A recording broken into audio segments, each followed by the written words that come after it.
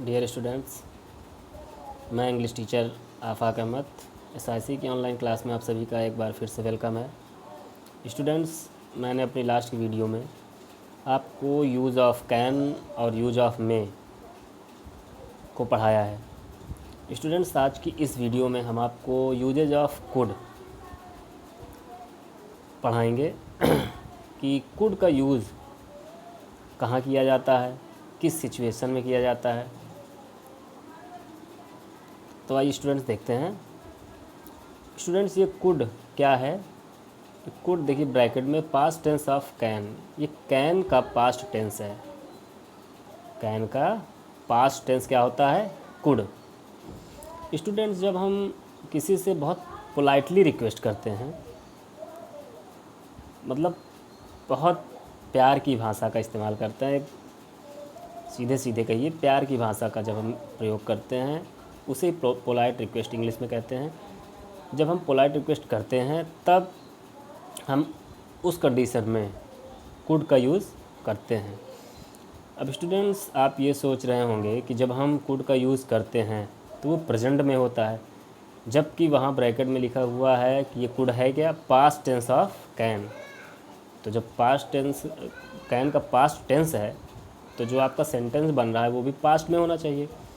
लेकिन नहीं स्टूडेंट्स, जब हम पोलाइट रिक्वेस्ट वाली बात आएगी, जब पोलाइट रिक्वेस्ट की बात आएगी, जब हम किसी से पोलाइटली रिक्वेस्ट करते हैं तब वहाँ पर हमारा कुड तो लगेगा, लेकिन सेंटेंस हमारा क्या होगा? प्रेजेंट में होगा। और दूसरा देखिए क्या पॉइंट है? Ability in the past. Past में आपकी एबिलिटी देखी जाती है कि बीते हुए समय में आपकी क्या योग्यता थी। और तीसरा पॉइंट क्या है? नरेशन। तो आइए स्टूडेंट्स, एग्जांपल में हम क्लियर कर देते हैं, आपको कोई डाउट्स नहीं रहेंगे उम्मीद करते हैं। एग्जांपल देख लीजिए। पहला है, could you please open the window. Could you please open the window. क्या आप खिड़की खोल सकते हो? स्टूडेंट्स ध्यान दीजिए, क्या आप खिड़की खोल सकते हो? तो किसी से जब आप ऐसे कहेंगे क्या आप खिड़की खोल सकते हो, इसका मतलब आप बहुत पोलाइटली रिक्वेस्ट कर रहे हैं। इसी को हम पोलाइटली रिक्वेस्ट कह, अरे भाई प्रेम से ही कह रहे हैं ना, क्या आप खिड़की खोल सकते हो। अब इसी को हम can you please open the window कर दें तो can you please open the window. क्या तुम खिड़की खोल सकते हो? तो वो सेंस चेंज हो जाएगा।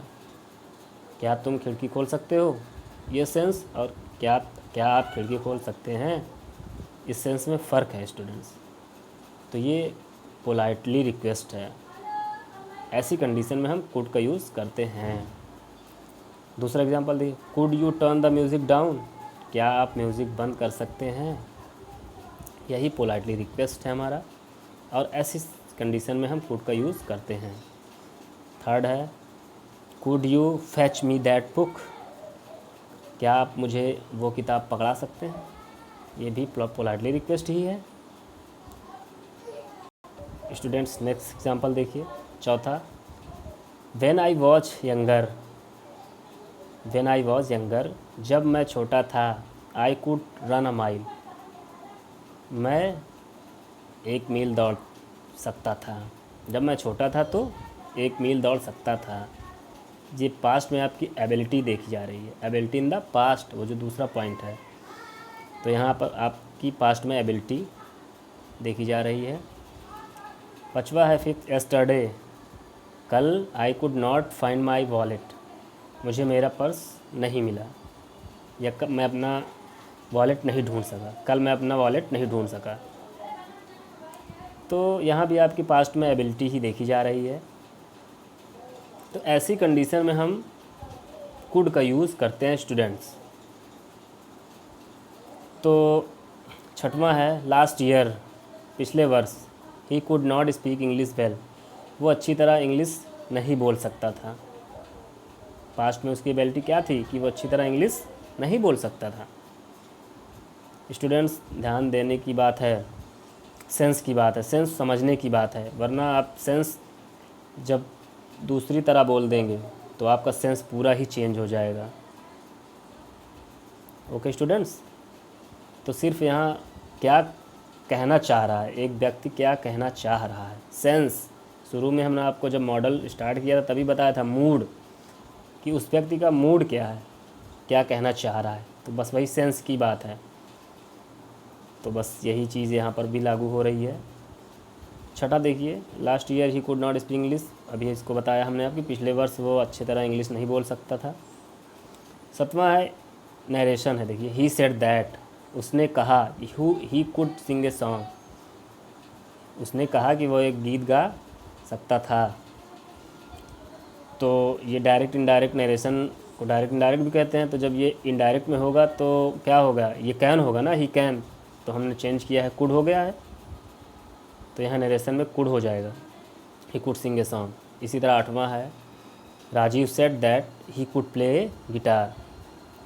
तो स्टूडेंट्स, उम्मीद करता हूँ कि आपको समझ में आ गया होगा कि जब polite request, ability in the past या नरेशन की बात होती है तो हम कुड का यूज़ करते हैं। स्टूडेंट्स, अब हम बात करते हैं uses of should. Uses of should, students should का यूज कहाँ होगा, जब हम किसी को सलाह दे रहे होंगे, एडवाइस, वहाँ पर हम शुड का यूज़ करेंगे। Example, you should go home now, you should go home now, तुम्हें अब घर जाना चाहिए। ये क्या है, एडवाइस है, तो ऐसी कंडीशन में हम शुड का यूज़ करते हैं। दूसरा है you should not talk while eating, तुम्हें खाते वक्त बात नहीं करनी चाहिए। ये क्या है, एक एडवाइस है। थर्ड है शुड आई लीव नाउ, क्या मैं अब जा सकता हूँ, क्या अब मुझे जाना चाहिए। ये भी एक सलाह ही है, सलाह ली गई है। ऊपर के तो एग्जाम्पल में सलाह दी गई है, तीसरे में सलाह ली गई है, लेकिन है तो सलाह ही ना, एडवाइस ही तो है। तो ऐसी कंडीशन में स्टूडेंट हम शुड का यूज़ करते हैं। तो स्टूडेंट्स, मुझे उम्मीद है कि आपको कोई प्रॉब्लम नहीं होगी, इसे समझने में बहुत ही आसान है, बस पढ़ने की ज़रूरत है। स्टूडेंट्स, जितना भी हम पढ़ाते हैं इसको आप जाके एक बार रिपीट ज़रूर करें। मैं बार बार आपसे कहता चला आया हूँ कि आप घर पर रिपीट करिए, बिना रिपीट किए हुए कुछ नहीं हो सकता है। इसलिए जितना भी पढ़ाया जाए आप इसको एक बार घर पर जाकर 1 घंटे 2 घंटे रिपीट ज़रूर करिए। ओके स्टूडेंट्स, आज की वीडियो में बस इतना ही। अभी भी हमारा मॉडल वर्ब कंप्लीट नहीं हुआ है, आगे के वीडियोस में हम उसी पर और चर्चा करेंगे।